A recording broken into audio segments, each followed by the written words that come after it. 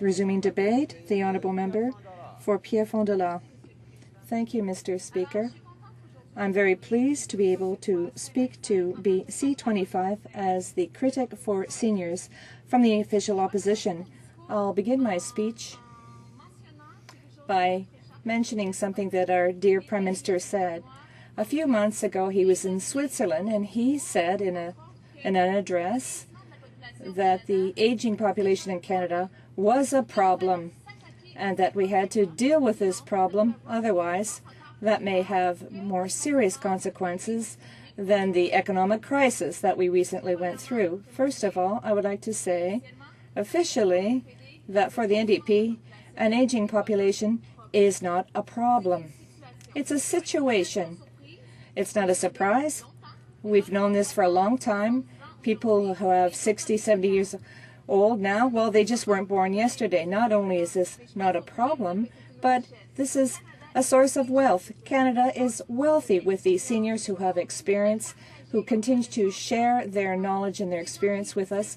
These are people who volunteer in their communities, in politics. These are people who spend precious time with their families. These people are not a problem for our country, regardless of how many they are. Now we have to deal with the situation of aging. We have to learn to adapt. And as far as this is concerned, yes, there are things to be done. As a country, we have to adapt to ensure that everyone will be able to continue living in dignity. The demographic curve is something that we're aware of. We've known about it for a long time. And one of the ways to adapt is to ensure that seniors have a reliable pension plan that will enable them to live for many years after the retirement in dignity and to live happily, we hope. Today, we're talking about a bill on the pooled registered pension plan. This is a good news if we look at it in general terms, because we see that Parliament is studying this issue and is wondering how we can help people to have a healthy retirement.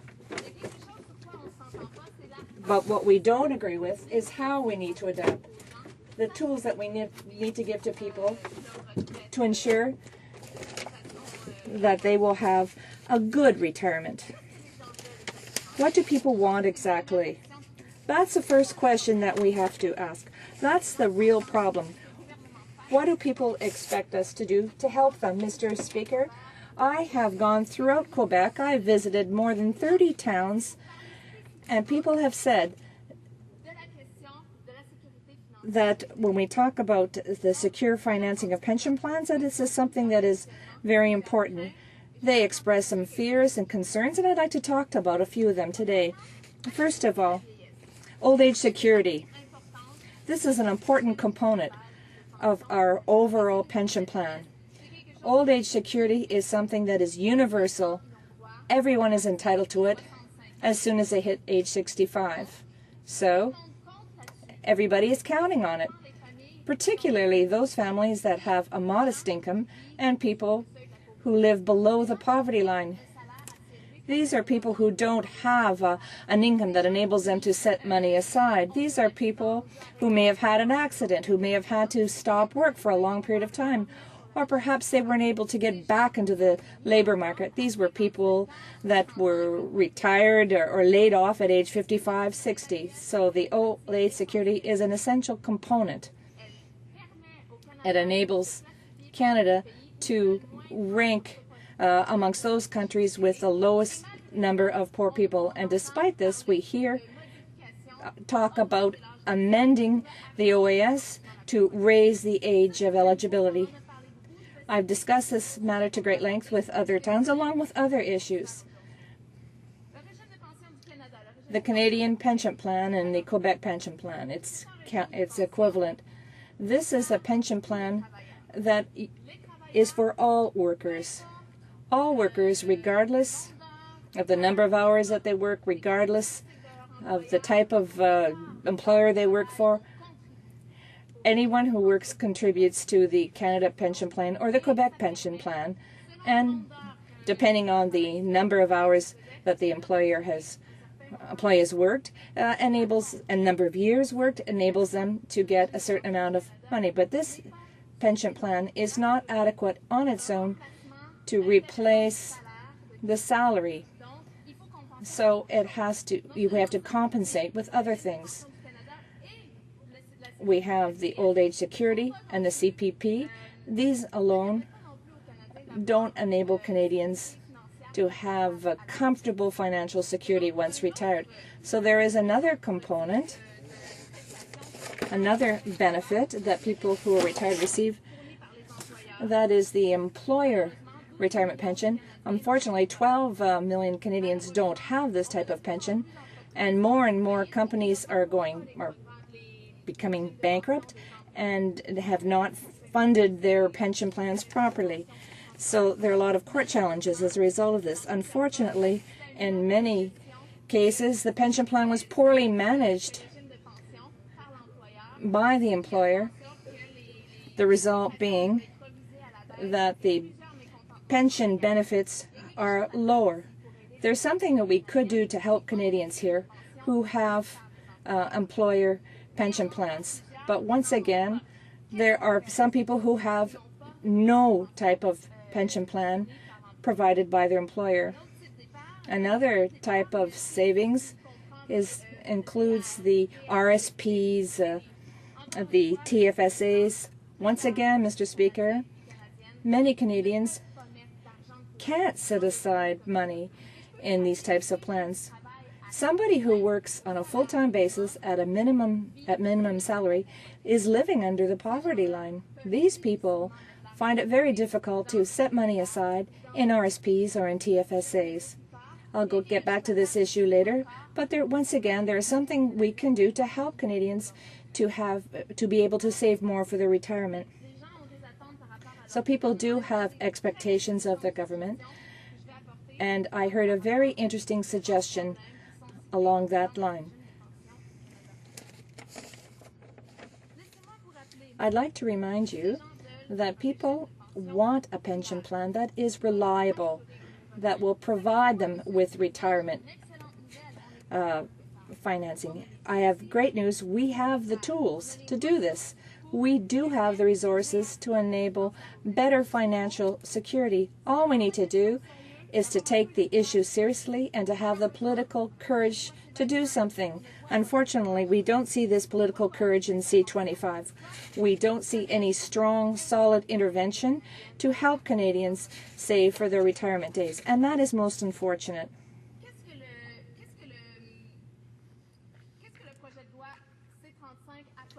What does Bill C-25 give to Canadians? We have to ask ourselves these questions, because there's not a big deal of difference between these pooled registered pension plans and an RSPs, or between a TFSA. What is the difference? Well, there are some insignificant differences, but not really adequate in themselves to really make a huge difference for people saving for their retirement. These measures are not really going to resolve the problem that I explained earlier. I'd like to remind you that yes, 12 million Canadians do not have an employer pension plan. 31% of Canadians who are eligible to RSPs have contributed. Only 31%, Mr. Speaker. Why? Why? Because 60%, why do 60% of all Canadians not contribute to RSPs? Did the Conservatives ask themselves this question? Because it's important to understand why. Why? Why is this happening? Why are Canadians who are eligible, why are they not contributing to an RSP? There may be some reasons that would also apply to the PRPP.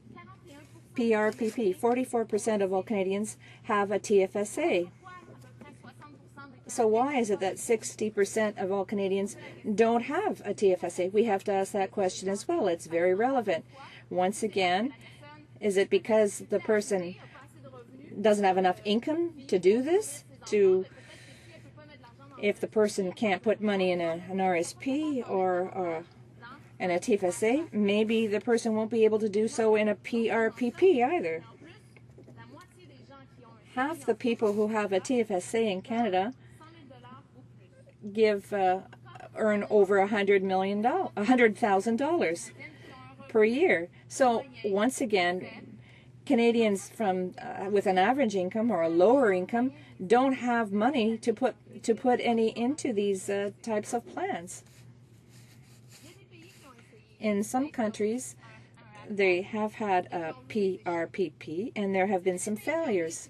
There have been some countries that have been successful. New Zealand, for instance, and the United Kingdom implemented a pooled registered pension plan, and they did have some success.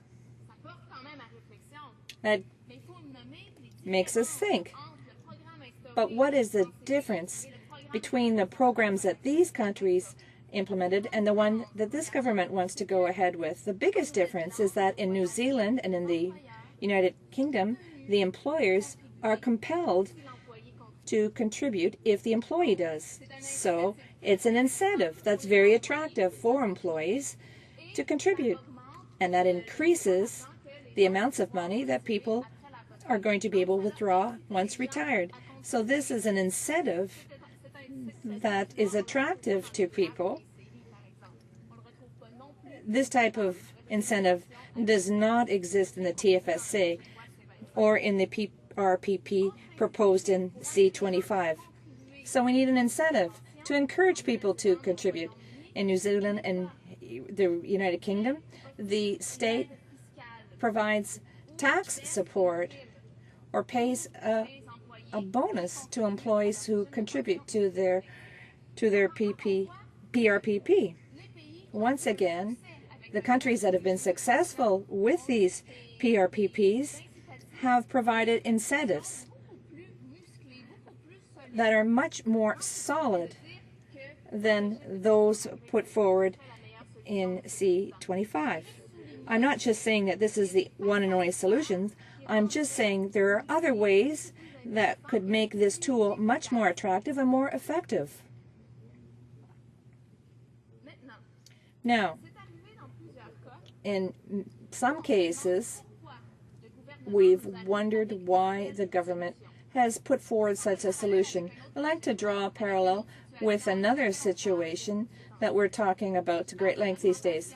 And of course, I'm talking about the increase to the eligibility to OAS. Why increase the eligibility age by 2 years? There are a lot of people who have asked the questions but don't get a good answer. I'm not talking about me. I'm talking about experts who have been asking these questions. They're unable to justify the reason for doing this. First of all, what were the objectives of the government when they decided to change OASS? We were told that it wasn't viable, but several experts have said that, yes, it is viable. Are there any figures to back this up? What objective did the Conservatives have in mind when they wanted to change the eligibility age? What amount of money is needed to make this program viable? Another day, a colleague opposite said that this was a common sense question, a question of simple mathematics, but that's not a very convincing argument. So could the government please identify a clear project with clear objectives that will enable us to really look at the various options properly? And what other options have been studied? Because there are others. We are given one option in this bill, but what are the other options that were considered? In the case of the PRPP, why did the government opt for this option and not another? We have to ask ourselves these questions. We're not getting any answers. It's difficult to work in cooperation and come up with some concrete proposals when we're not even informed about the real objectives. So why was the PRPP retained over and above others? And what impact will this have in the short, medium, and long term? In other countries, an option like this one was studied, implemented, and didn't work. Why in Canada, with this bill, C25, would it be any different? I'd like to hear some answers to this question. What will happen? Why will it work in our country whereas it didn't work in other countries? It's well known that the NDP is proposing another option other than that set out in C25. We're suggesting that we double the benefits for the CPP and QPP rather than creating a PRPP. Why? Well, management costs or administration costs. What will the management costs be for a PRPP? Once again, we've not had any answers. We've just heard approximate answers, but the administrative costs would be much higher. That's clear. Secondly, it's much more fair for certain sections of the population. I would focus on women as an example. The CPP takes into account the obligation of women to leave the labor force if they've had children. The obligation of people to leave the labor force if they have to take care of a sick relative. Often the women are the ones who are doing this. But a PRPP doesn't take those considerations into account. The person has to stop contributing for a certain length of time and will be penalized once retired. The CPP is a plan where the risk is borne by everyone, and since everyone pools their contributions, it enables us to help those people who have had to take leave for disability reasons, for taking care of family members, etc. So if we turn to a BRPP plan rather than an improved CPP, we will increase poverty amongst women. Poverty amongst senior women is much more significant than when compared to men. We cannot remain silent about this. This is a real problem and you have to be sensitive to it. Furthermore, risk, shared risk. In the PRPP, there is a shared risk by everyone. However, in a CPP is shared. The risk is shared by everyone, but not in the case of the PRPP. What happens for someone who lives longer than average? The person doesn't know how much money he or she is going to get once retired. So if this person lives for a long time, it'll be very difficult to arrange the financing to ensure that the person has enough money until he or she dies. It doesn't make sense. We can avoid these situations by improving the CPP. Same thing for someone who becomes disabled. Let's say the person's 58, is disabled, stops contributing. Once again, all the risk is being put on the shoulders of one person, whereas in fact we could share the risk amongst the general public. Mr. Speaker, unfortunately I don't have much time remaining. I still have a lot I'd like to say, but I would like to end on a positive note. Canadians want to know that this is not the only way to proceed. The Conservatives are tending to say if we don't pass this, that will be the end of the economy. We'll be like this country or that country and we'll be in a lot of trouble. But that's not true. There are several ways that you can manage this issue, and there are options. There are alternatives to Bill C-25. As I mentioned earlier, we could double the CPP benefits. That's something that can be done and should be done to ensure the financial security of more people. Secondly, increase the GIS. I talked about poverty among seniors. The amounts given by the government are not adequate to allow people to get out of poverty. Sometimes people have to choose between paying for medication or food. That's not acceptable. We need to improve the GIS to ensure that our seniors live in dignity, maintaining the access to OAS at 65.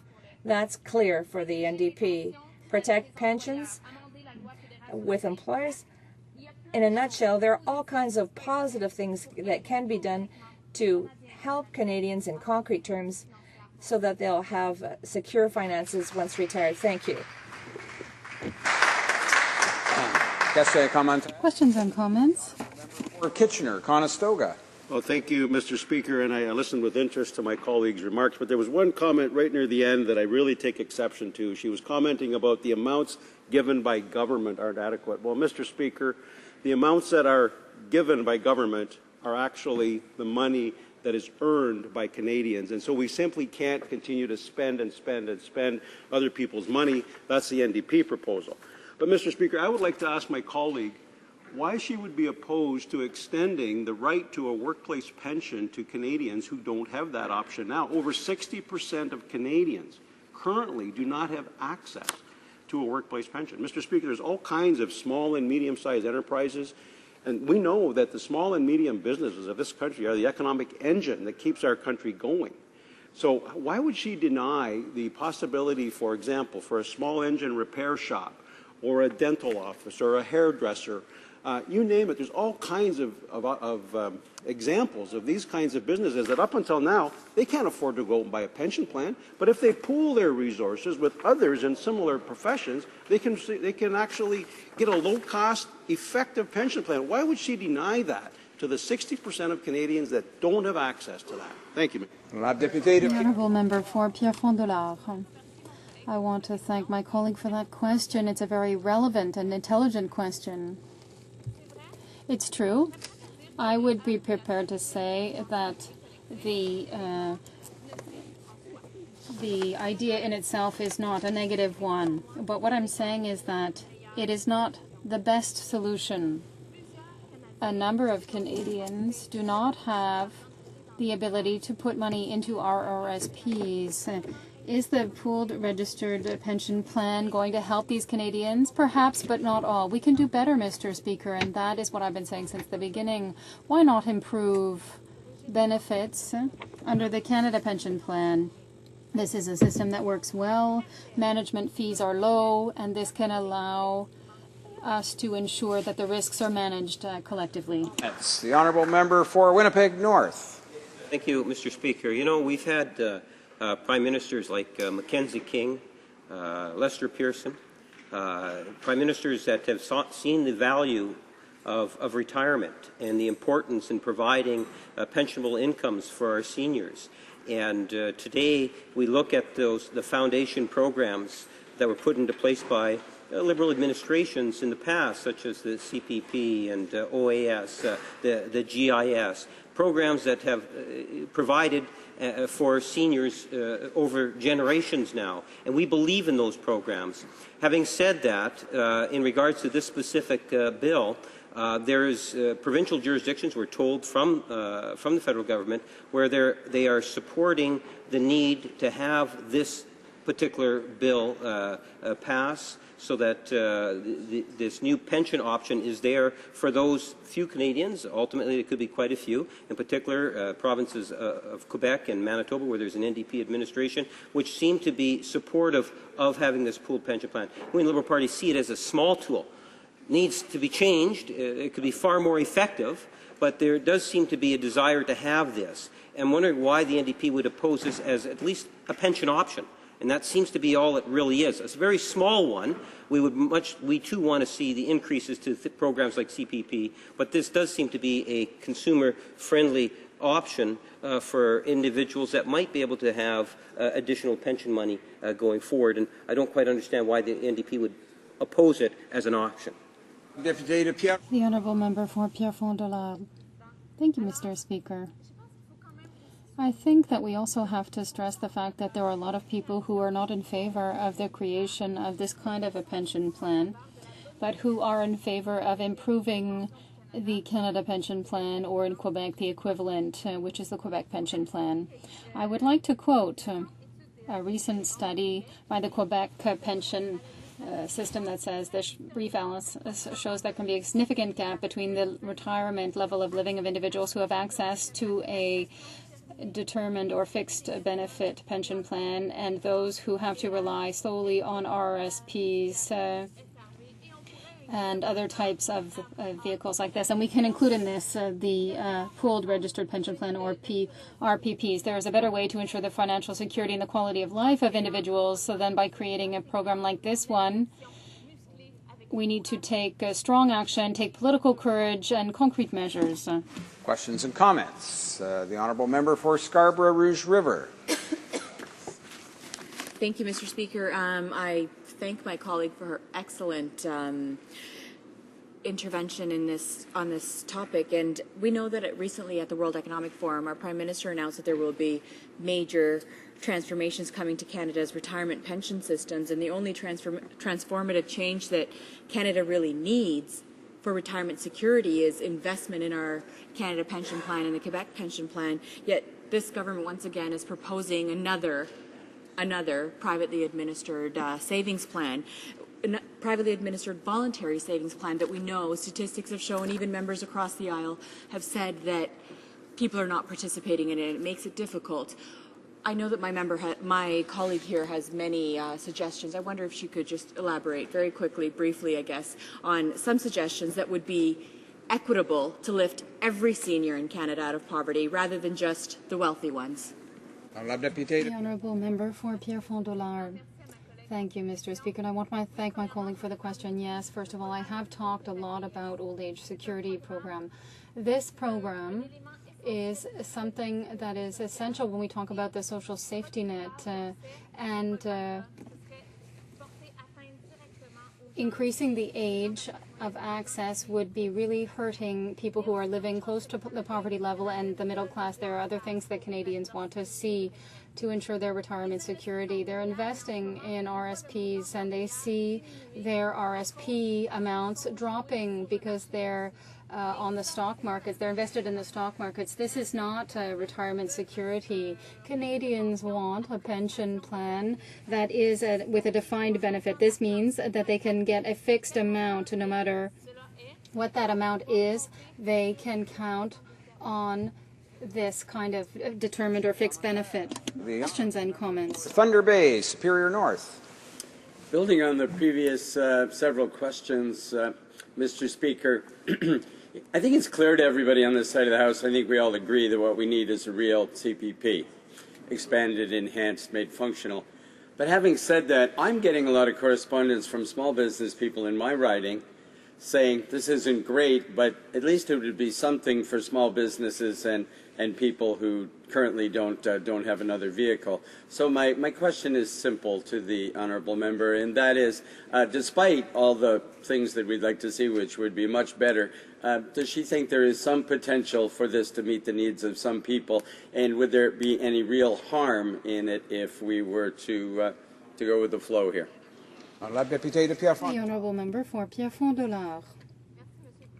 Thank you, Mr. Speaker, and I want to respond by talking about another very similar tactic that we've seen in other cases. Recently, there was an announcement that the Conservative government was strongly advocating against senior abuse or elder abuse because they amended a small element in the legislation that allowed the clearer identification, if you will, of assault against seniors, and there would be stronger, stiffer sentences. This is the kind of smokescreen that the Conservatives put forward. They boast about taking action for a certain cause, and yet they only amend a small section, and they could do much more. Why not attack the real causes of abuse among seniors? Why not fight against poverty among seniors? Why not ensure that seniors have access to affordable housing that is adapted to their needs? Why not take stronger, stiffer measures to ensure that we really address the problems rather than